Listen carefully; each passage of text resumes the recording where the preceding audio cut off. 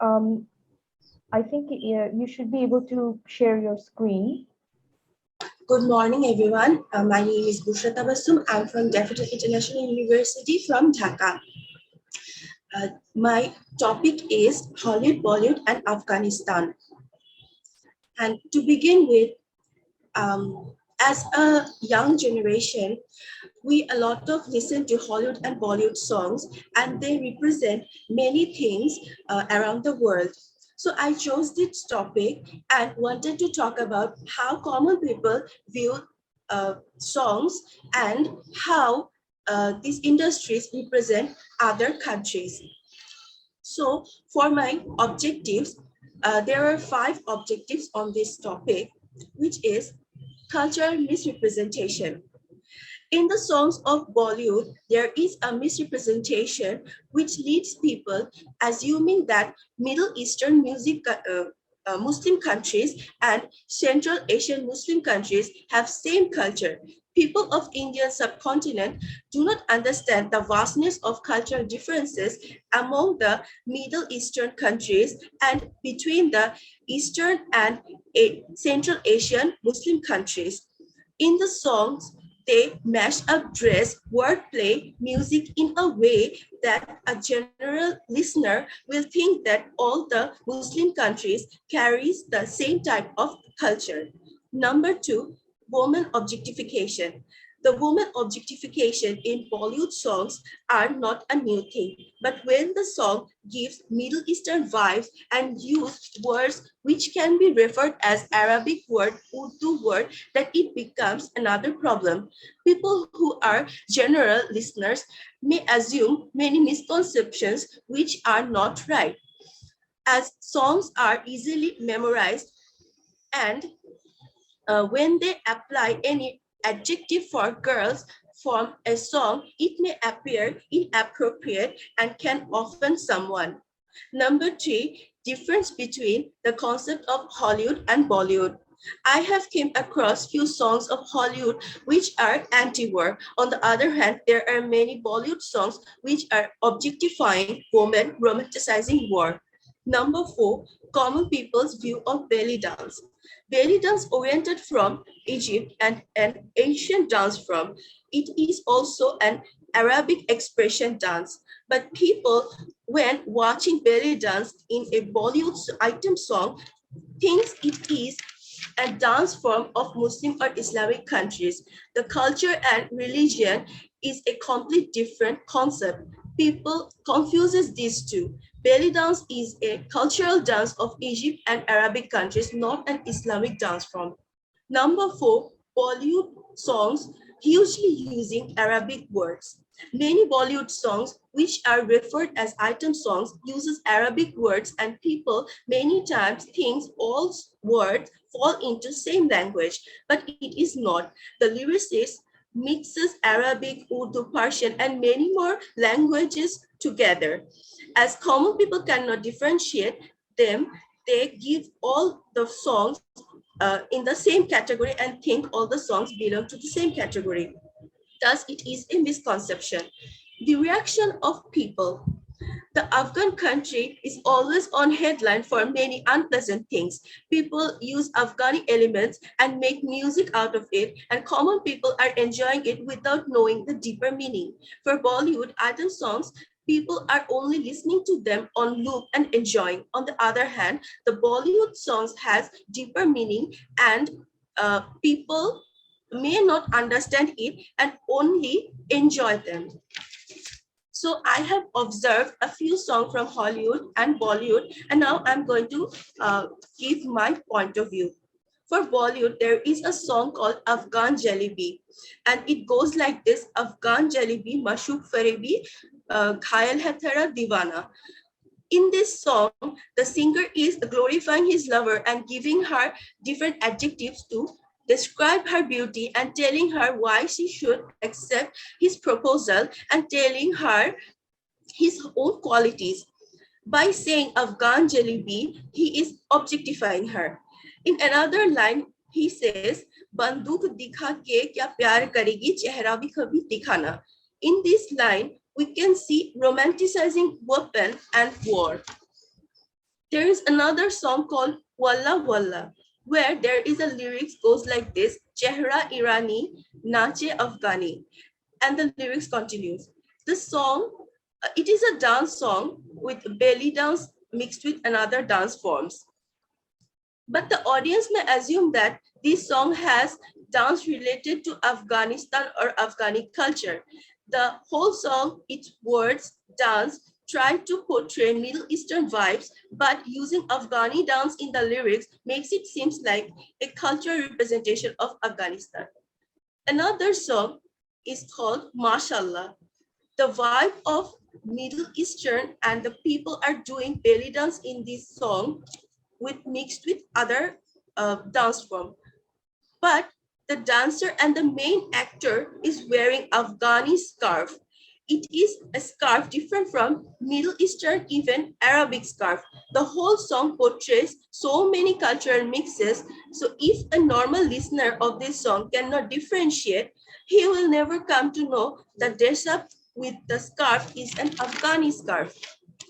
In all these songs, we find Afghani elements, which is represented as an Arabic manner or Arabic culture or Middle Eastern manner, and make it seems like an Middle Eastern or Arabic culture.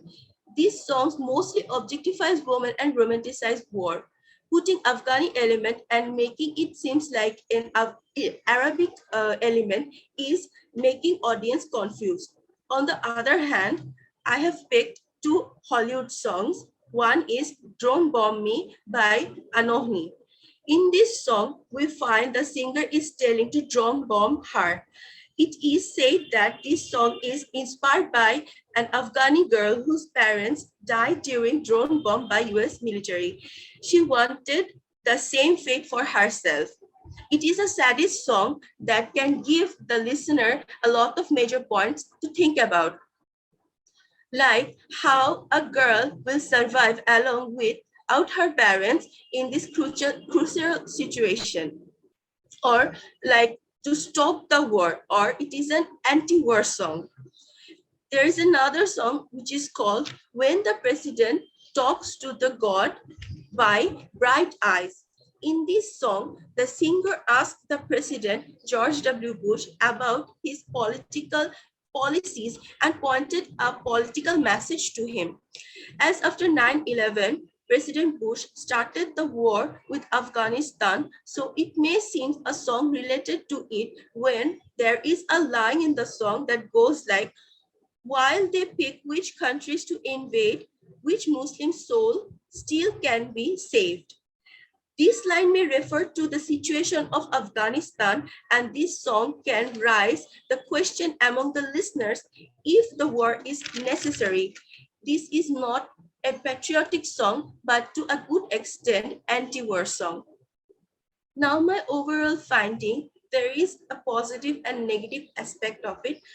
I have found 3 points of positive aspect, which are: number one, people listen to songs and the people who critically analyze them can find deeper meaning and learn new things. Number two, people are becoming more aware about cultural representation. Number three, people respecting other countries. And the negative aspects can be: number one, people who only listen to music for entertainment are unaware for many deeper things. Number two, the ignorance of cultural representation is increasing day by day among common people. And number three, the war-related sentiments can be hugely influenced by the music industry of Hollywood and Bollywood. Thank you so much. I'm going to end my presentation here. Thank you for giving me this opportunity. Thank you, Busha Tabassum. We had many interesting thoughts on this. So I think we'll have a Q&A session at the end of the session. So we're moving on to the next participants. So we have Rafiqul Anwar Russell from independent filmmaker with his topic, Charlie Wilson's War, Hollywood's portrayal of funding militants in the conflict between believers and non-believers. So welcoming Mr. Rafiqul Anwar Russell. Thank you. Okay, thank you very much. Am I audible and clear? Yes. Okay, thank you. Good morning, honorable chair of this session, ladies and gentlemen. My name is Rafiqul Anwar Russell, and I am an independent filmmaker and writer in Bangladesh. Here I present my paper, and the title is Charlie Wilson's War, Hollywood Portrayal of Funding Militants in the Conflict Between Believers and Non-Believers. Charlie Wilson's War is an American movie based on the biography of the US Congressman Charlie Wilson, mainly focused on his tireless effort to support the Afghan Mujahideen during the Soviet-Afghan War from 1979 to 1980. After the Soviet invasion in Afghanistan in 1979, Western media, television, news, and cinemas campaigned Russian atrocities on Afghan people. Some were true, some were lies, and some were technically propagating the basic purpose to demonize the Soviet-backed communist government in Afghanistan. They even created tension between two superpower rival countries, USA and the USSR, along with their allies. In the film Charlie Wilson's War, a playboy Congressman Charlie Wilson, so while having an intimate party in Las Vegas, watches a TV news that describes thousands of Afghan refugees fleeing Afghanistan as the Soviet helicopter gunships destroyed their villages, livestock, and killed anyone. Wilson catches the report's conclusion that the Afghan guerrillas are refusing to quit and continue to fight against Red Army. Charlie Wilson is an intelligent, aggressive cowboy-like person who is desperate to say or do anything. He associates all who are interested to see the fall of Soviets in Afghanistan. May I share my screen, please? Yes, absolutely. Okay. Okay, this is Charlie Wilson's. The film, Charlie met his friend Joan Herring, apparently a social activist from the producer, who is a producer.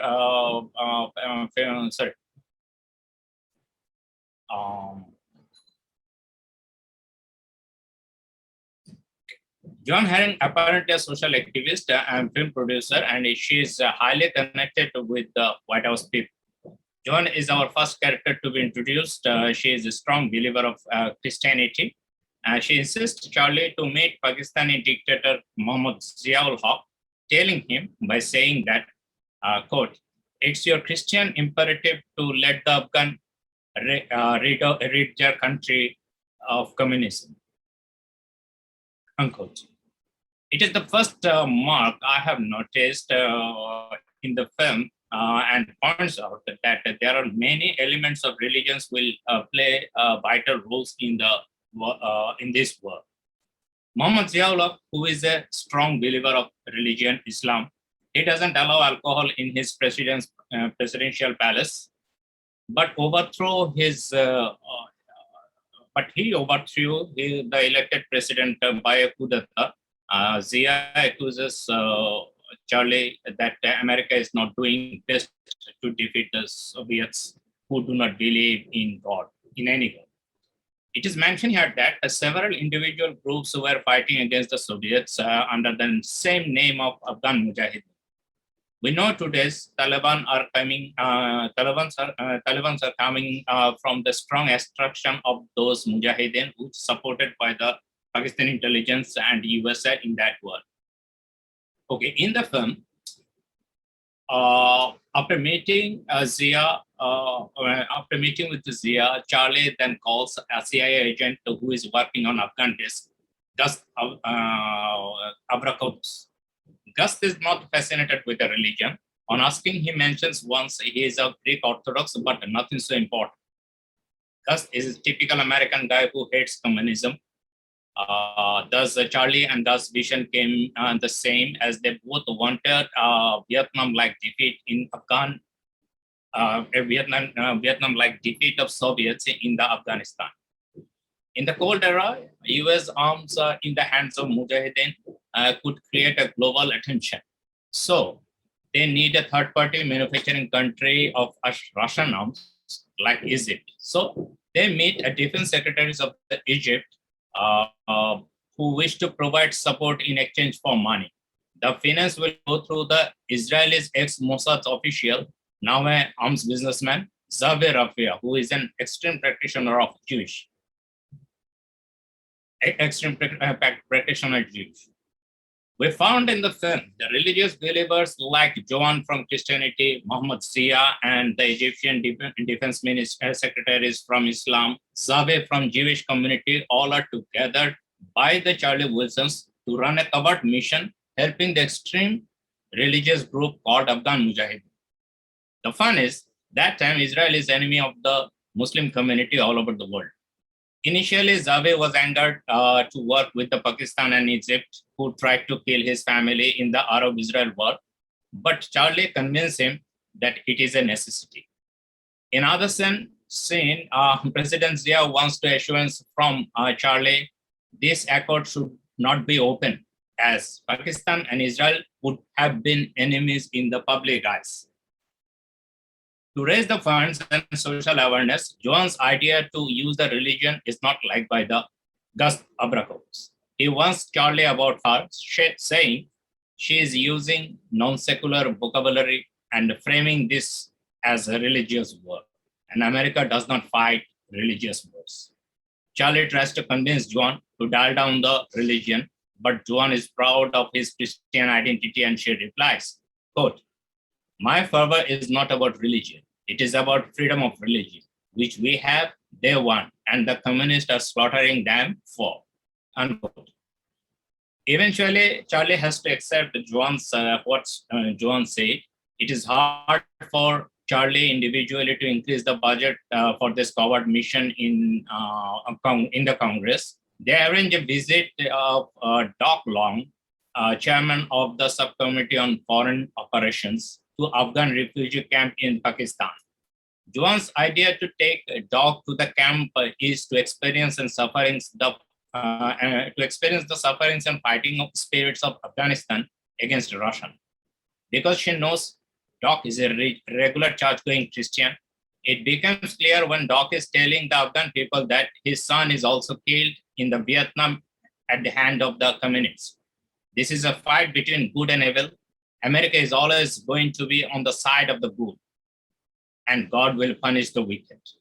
Joan ends the scene by saying, I talk about God for only one simple reason. We need him on our side. And the situation changed gradually.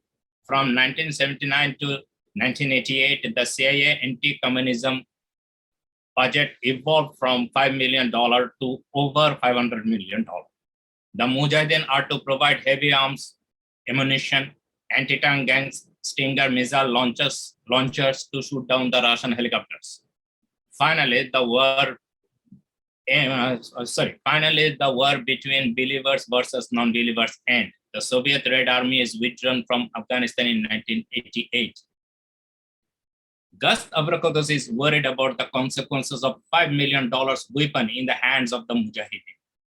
The film depicts the concern expressed by the Charlie and Gus that Afghanistan was being neglected neglected in the 1990s, following the Soviet withdrawal. Charlie wants $1 million from the board to establish schools, hospitals, roads, and mostly reconstruction for the Mujahideen. But they show no interest in the proposal. The film ends with a quotation of Charlie Wilson's. These things happen. They were glorious and changed the world. And then we fucked up and they engaged. But USA funded and fueled the extreme religious sentiments against the apparent secular communist-backed Afghanistan government till 1988. It is struck back when within a decade.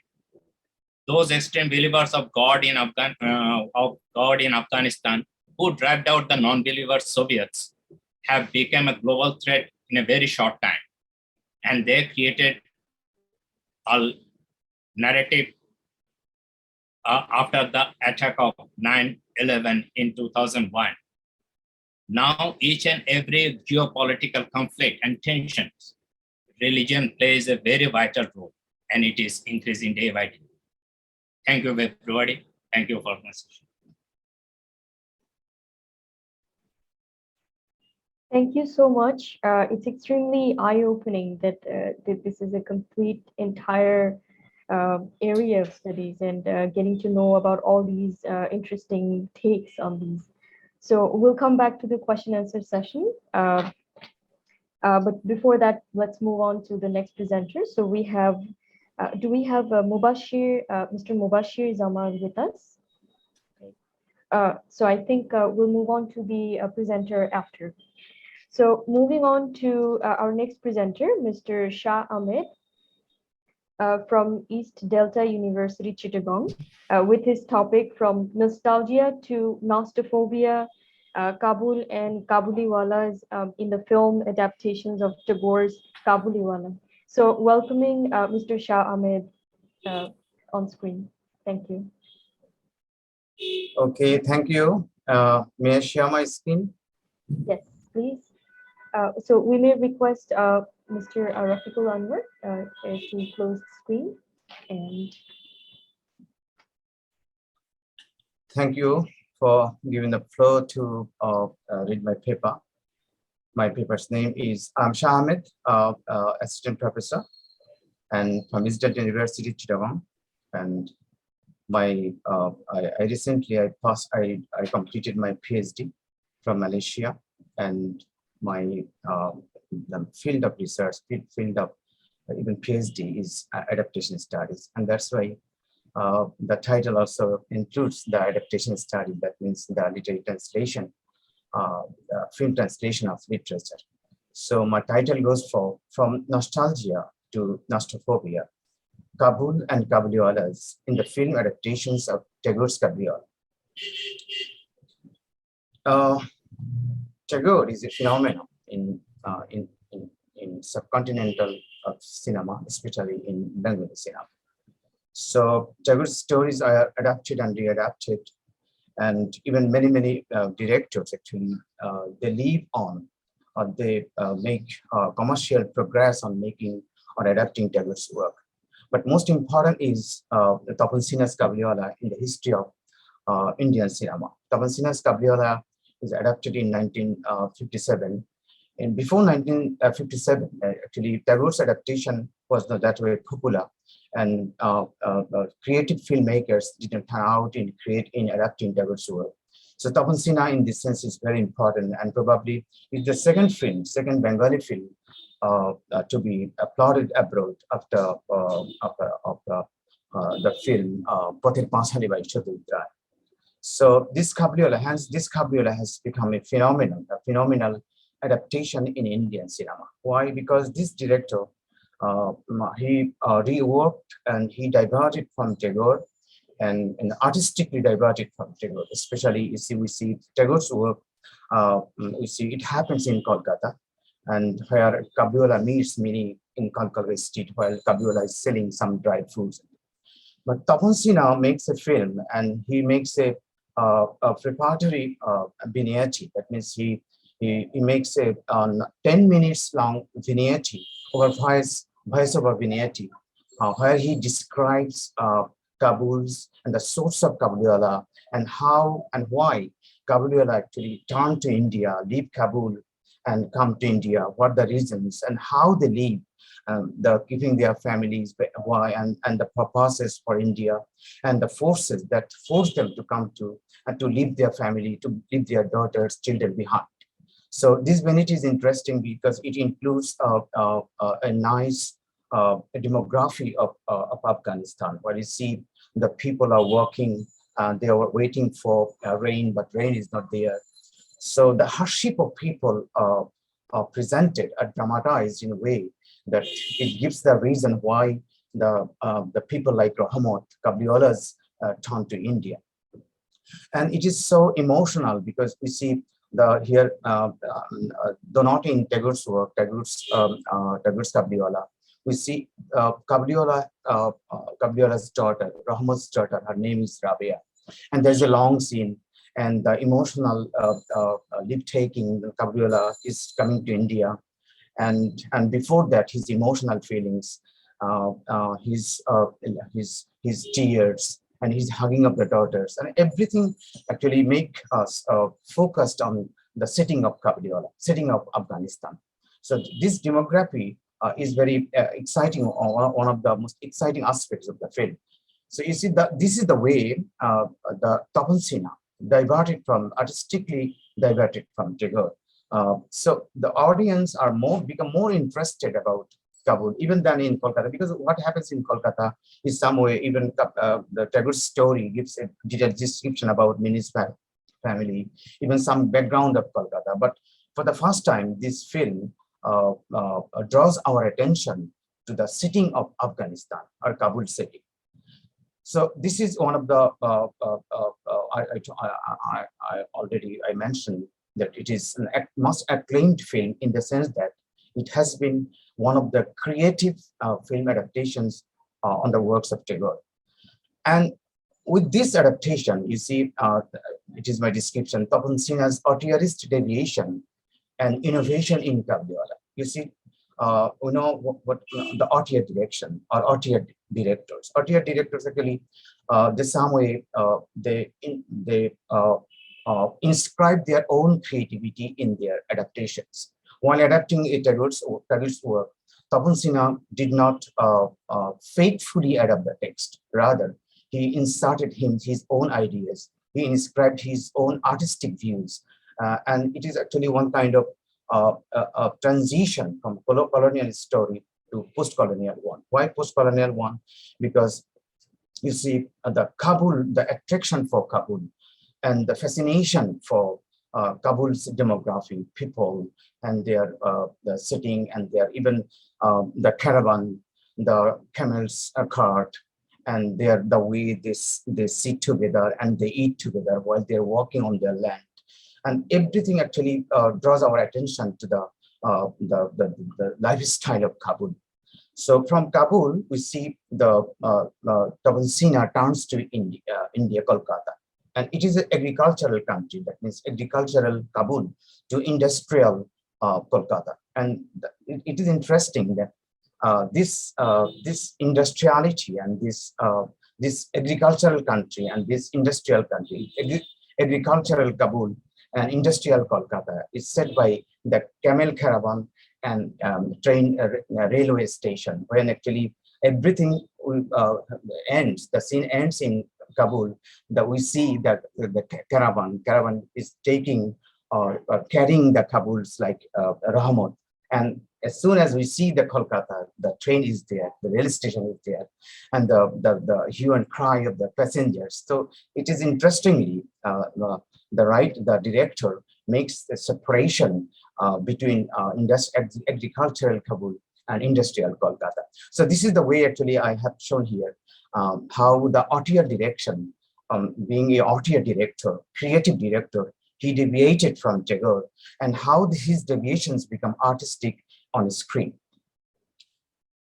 And you see, actually, just I have described one of the scenes that you see the camel, and the two scenes I have put together to give you the impression that this is the first scene when the Kolkata scene, when you see the railway station and the sound of the train, and the last scene in where you see Kabul, the Rahmat is in his hand. You see, he's taking the hand of his small daughter Rabia, and he's coming to India, and the camel is there. Agriculture, the sign of agricultural country, agricultural agrarian land is there, and the sign of industrial country, railway station is here.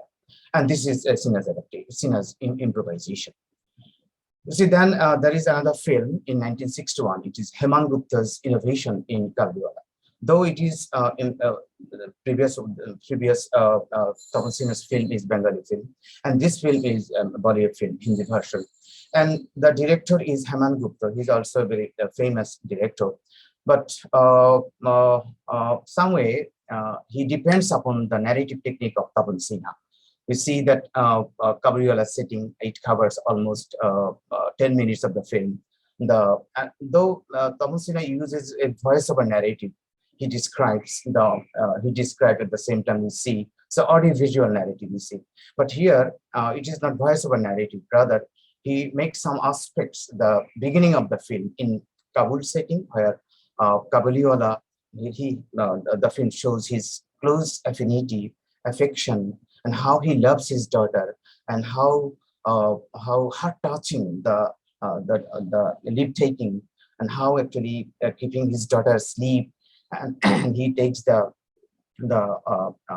what should I say, the marks of of her hand on a paper, and then keeping her asleep. He in the darkness, actually, one kind of he flees from Kabul to India, and thus actually it happens in the film. And it is also interesting, though some way it is a reworking on Tapan Sinha's work, but still it touches, it is interesting because there is no voiceover narration, it's a part of the film. And then in 60 minutes of the film, we see that Kolkata, while Rahmat is selling his dried fruits, and he meets. And finally, in both two films, you see, in both films, that means Tapan Sinha's film and Hemant Gupta's film, what happens in Tagore film, there are a lot of improvisation in between. But interestingly, in both films, Kabuliwala is shown to return to Kabul. He keeps the feelings for his daughter in both films, Rabia, and keeps safe. That means the marks of hand, they keep safe in pocket. And Minnie in both films, after Minnie's marriage, and the Minnie's parents come forward to give him some money.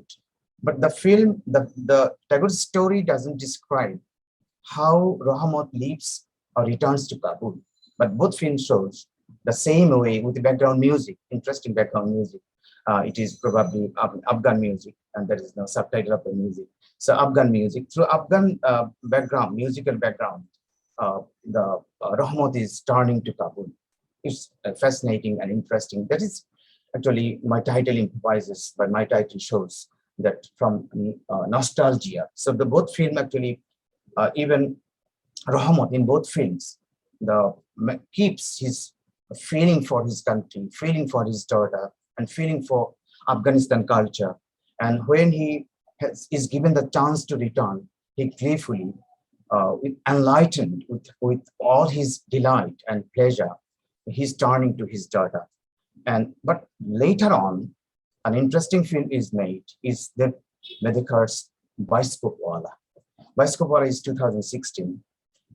And you see, Biskopwala is not Kabuliwala, though the background story is Tagore's story, but there are a lot of deviations, and it is modernist deviation. I told that the modernist deviation in the sense that there is a huge fragmentation in the narrative.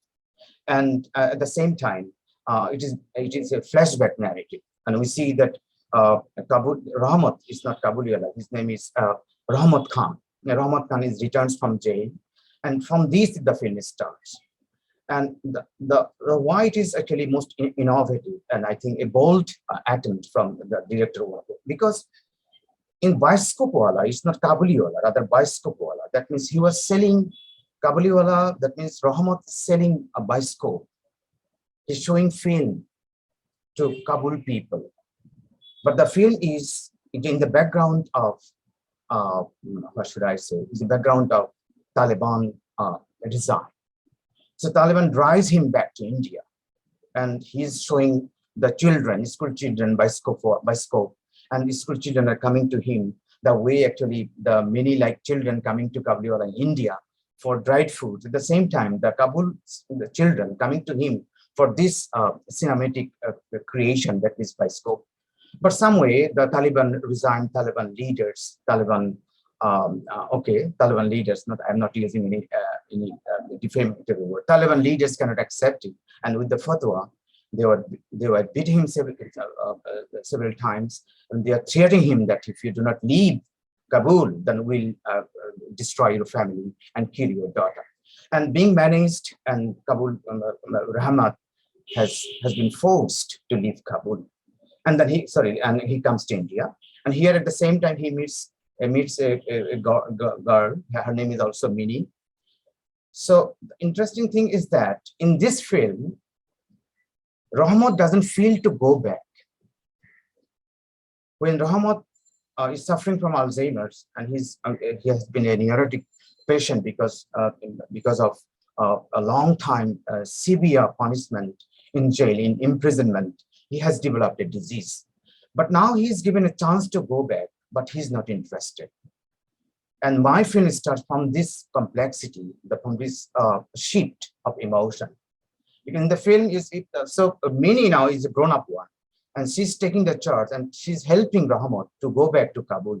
And even Mini goes to Kabul embassy, and to make the process so that Rahmat can easily go to Kabul. But Kabul ambassador, he says the request, or rather advises that please do not send this nice-hearted man to Kabul again.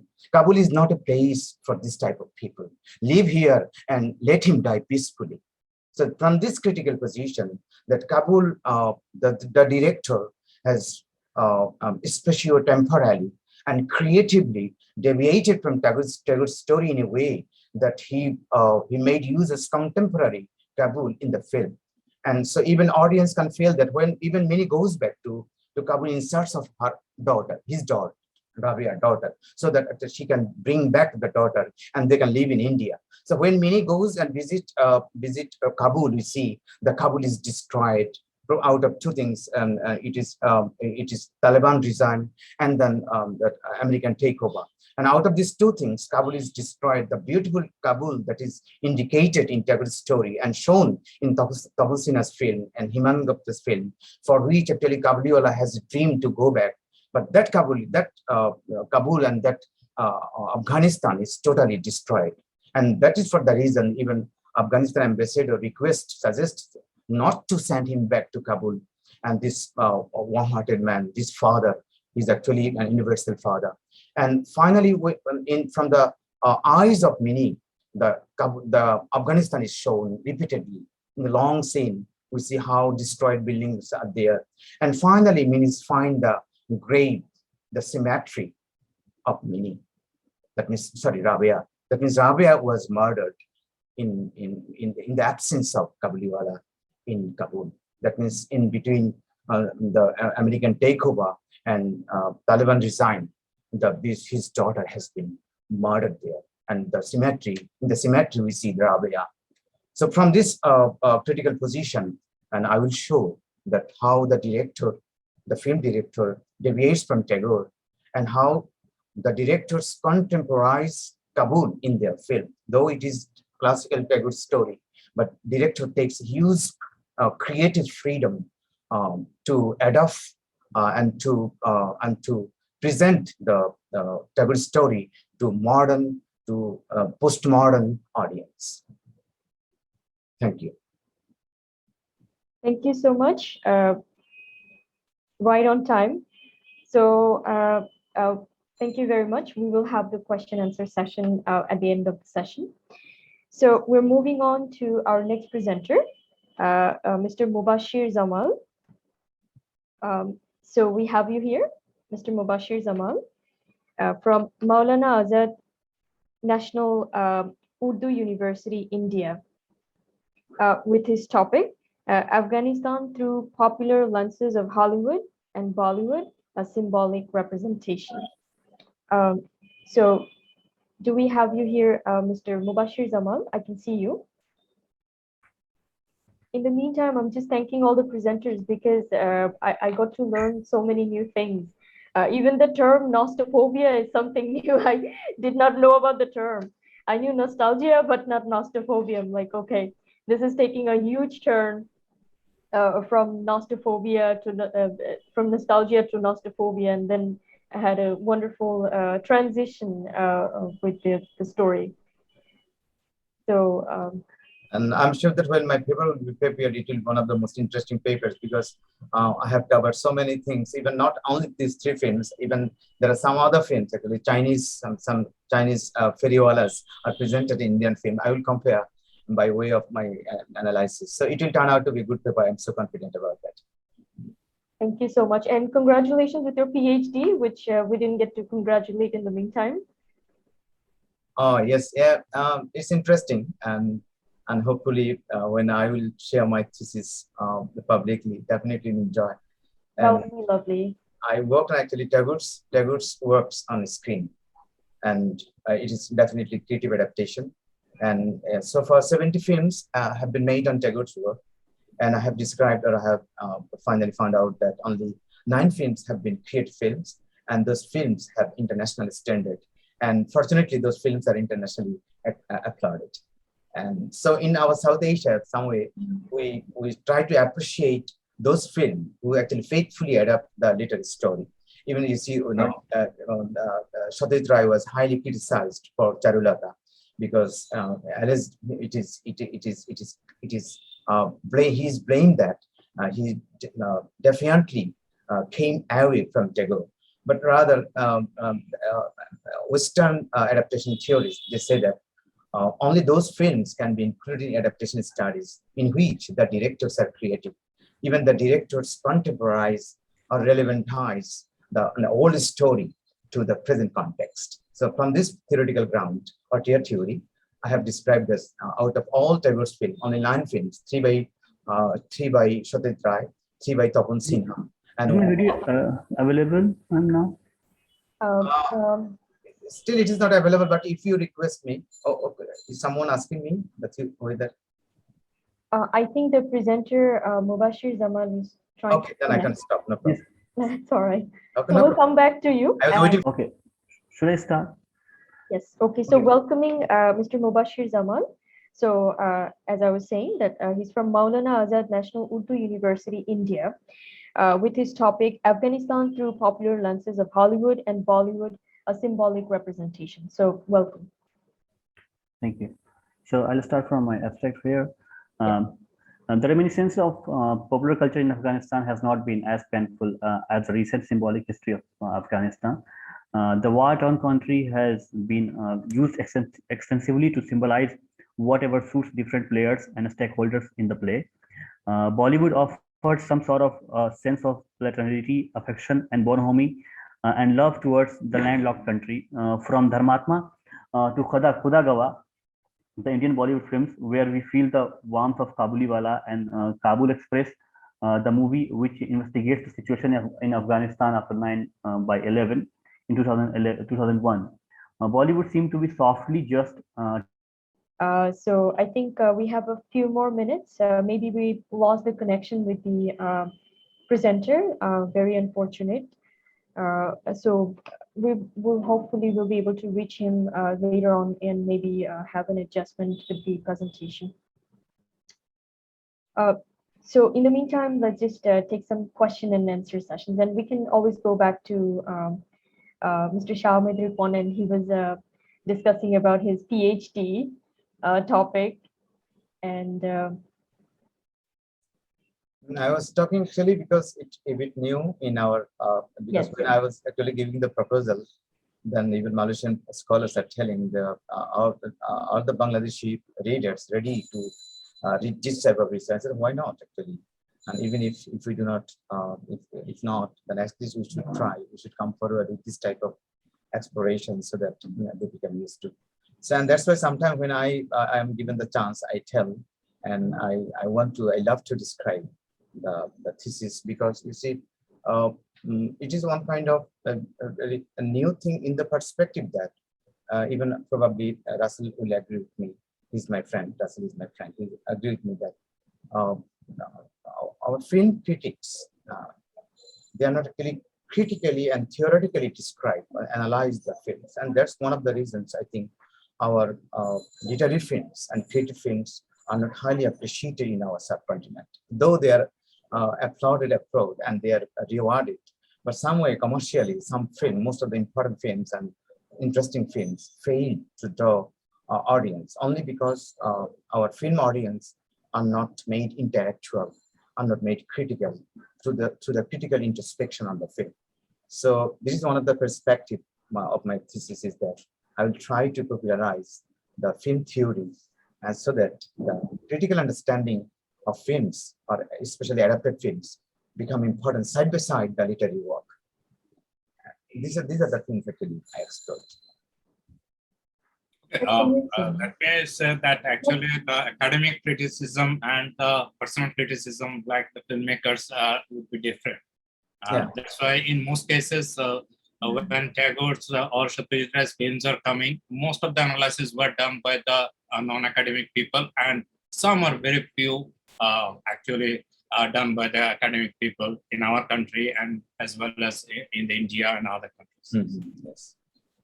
Now it is getting adaptation studies is getting attention and becoming important along with translation studies. Since translation studies is important, and adaptation also one kind of translation, So adaptation studies also getting popularity, I think, and it's will be done to study on this.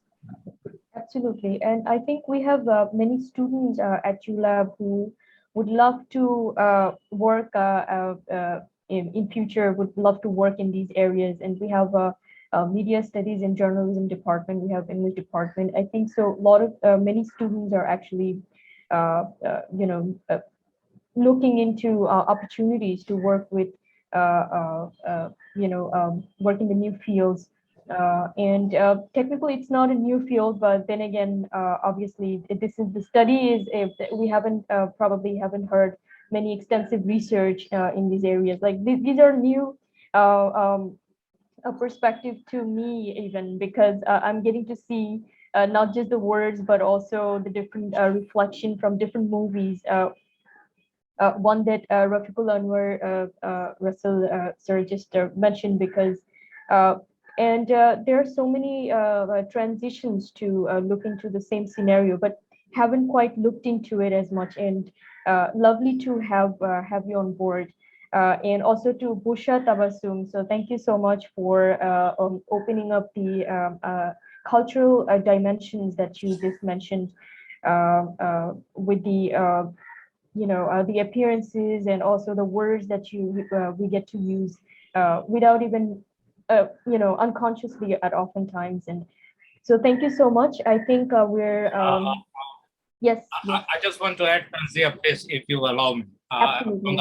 From the point of view of the filmmaker, I must say to every academicians and the non-academicians also that actually it was a time when called that the literature is the mirror of the society. But if you now we can say that if you want to see a country, go through its films, because it is more important to see the film of a country to understand that film and that country, its cultures and others. So it is very important to me.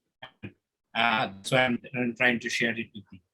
Absolutely wonderful. And I think this session itself will inspire many to rethink about this area and look into the study approaches. And absolutely wonderful. And thank you so much. Thank you very much for being with us. So I think if we don't have any other question answer sessions, so I think we're ending the session here. So thank you so much. We will be returning to the main menu. I think it just started. So I think from 12, we'll be in the main menu. So thank you. I'll see you there in the main menu. Thank you. Thank you very much.